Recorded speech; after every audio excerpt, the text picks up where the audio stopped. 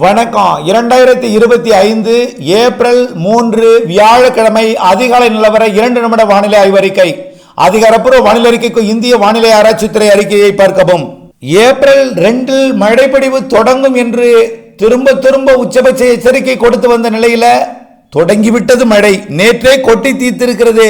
தமிழ்நாட்டில் அனைத்து மாவட்டங்களிலும் ஒரு சில இடங்களில் குறைவாக பெய்தாலும் பல இடங்களிலே 10 சென்டிமீட்டருக்கு மேல் 8, 5, 6, 5 என்று நிறைய மழை பொழிவை பொழிந்திருக்கிறது.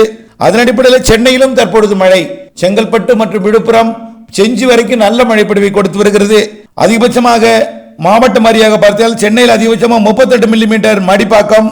அடுத்தபடியாக பார்த்தீங்கன்னா கோயம்புத்தூர் மாவட்டத்தில் சின்ன கல்லாறு 17 மில்லிமீட்டர், கன்னியாகுமரி மாவட்டத்தில் அதிகபட்சமாக 13 மில்லிமீட்டர், கரூர் மாவட்டத்தில் அதிகபட்சமாக அரவக்குறிச்சி 34 மில்லிமீட்டர், மதுரை மாவட்டத்தில் திருமங்கலம் 84 மில்லிமீட்டர், கரிசல் 10 சென்டிமீட்டர் வரைக்கும் பெய்திருக்க வாய்ப்பு இருக்கிறது.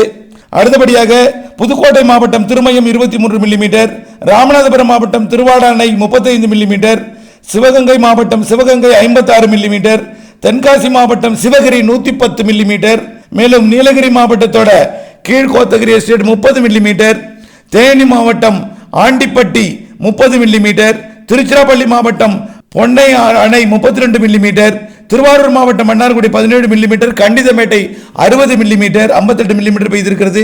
தூத்துக்குடி மாவட்டம் சாத்தான்குளம் 23 மில்லிமீட்டர், திருநெல்வேலி மாவட்டம் ஊத்து 45 மில்லிமீட்டர், திருப்பூர் மாவட்டம் சுமார் 8 மில்லிமீட்டர் மழை பொழிந்திருக்கிறது. மேலும் விருதுநகர் மாவட்டம் கோவிலாங்குளம் 57 மில்லிமீட்டர் என்ற மழை. இன்றைய மழை பொழிவை பொறுத்த வரைக்கும் ஒதுக்கி ஆங்காங்கே இருக்கும்.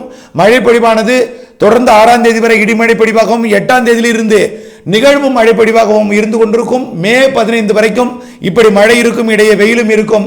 விரிவான அறிக்கையை பார்த்து பயன்பெறுக.